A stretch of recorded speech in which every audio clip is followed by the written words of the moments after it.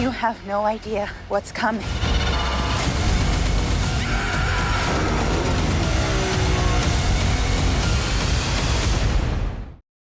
어린 시절 여러분은 어떤 미래를 꿈꾸셨나요?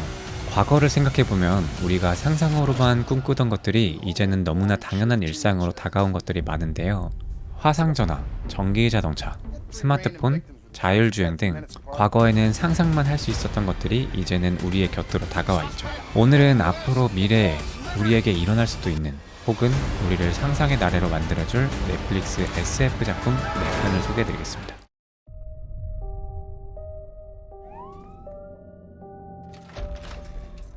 첫 번째 작품은 타우입니다. 클럽에서 만난 남자들의 지갑을 훔쳐 생계를 유지하며 살아가고 있는 줄리아. 친구도 가족도 없이 외롭게 지내던 줄리아는 어느 날 납치되게 됩니다. 그녀를 납치한 납치범은 바로 너무 유명한 저명인사인 천재과학자 알렉스.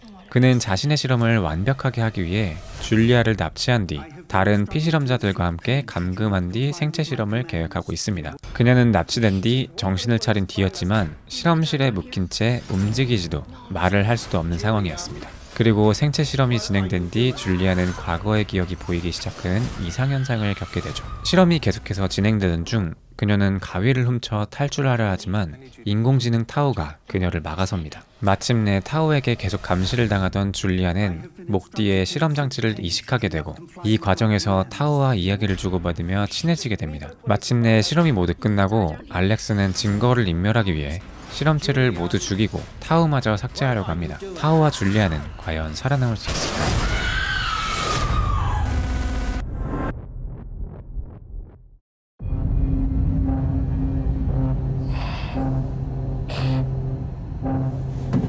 두 번째 작품은 스토어웨이입니다. 각자의 임무를 맡은 3명의 대원, 마리나, 데이비드, 조이는 우주선 MTS호를 타고 화성으로 향하게 됩니다.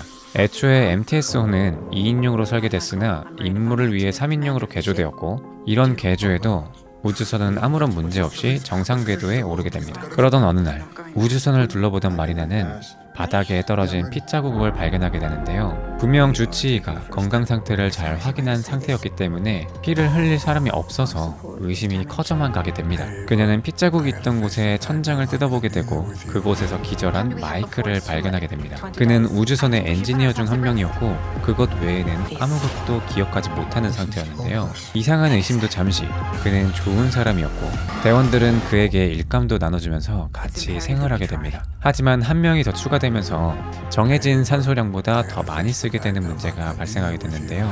이로 인해 공기 정화기가 고장나고 한 명은 더 이상 같이 탑승을 할 수 없는 상황이 됩니다. 과연 이들은 누군가 한 명을 희생해야 하는 상황에서 어떻게 대처하고 살아남을 수 있을까요? It's imperative that we try. Ether, this is Barbo Observatory. Are you receiving this?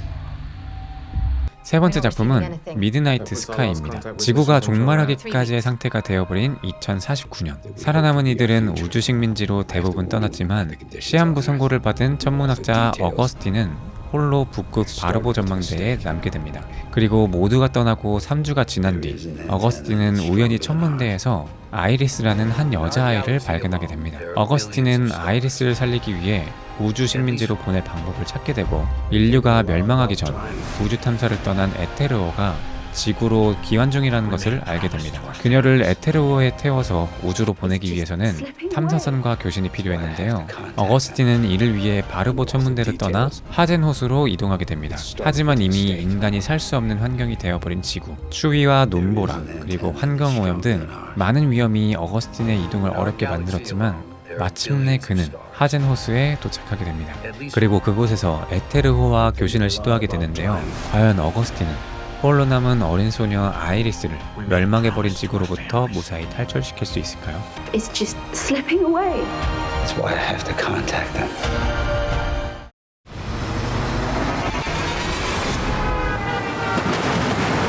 마지막 작품은 문 섀도우입니다. 1988년 미국 필라델피아의 형사 토마스는 출산을 앞둔 배우자 진과 함께 살고 있습니다. 그러던 어느 날 불특정 다수가 눈, 코, 입, 귀에서 피를 흘리며 사망하는 사건이 발생하게 되는데요. 어떠한 죽음의 원인도 밝혀내지 못했지만 토마스는 죽은 이들의 목 뒤에 공통적으로 작은 구멍이 있다는 것을 발견하게 됩니다. 사건을 계속해서 추적하던 토마스는 후드를 눌러 쓴 한 용의자를 발견하고 그를 뒤쫓아가는데요. 용의자는 토마스의 이름을 부르며 딸의 출산을 축하한다는 말을 전하고 이를 들은 토마스는 충격에 빠지게 됩니다. 용의자는 곧 다시 만날 것이라고 말한 뒤 열차에 치여 죽게 되고 토마스의 부인 진은 딸을 출산하다가 사망하게 됩니다. 이 사건이 발생한 후 9년마다 동일 범죄가 일어나게 되고 열차에 치여 죽었던 용의자가 계속해서 나타납니다. 토마스와 그의 동료 매독스는 용의자를 계속해서 추적하였고 그 과정에서 매독스가 그녀의 총에 맞고 사망하게 됩니다. 분노에 찬 토마스는 딸의 양육까지 제쳐둔 채 용의자를 잡기 위해 매진하는데요. 사건을 조사하던 토마스는 마침내 그녀가 미래에서 시간여행으로 9년마다 이곳에 나타난다는 사실과 함께 충격적인 그녀의 정체에 대해서 알게 되는데요. 이 미스터리한 살인사건은 무엇이며 미래에서 나타난 용의자의 정체는 무엇일까요?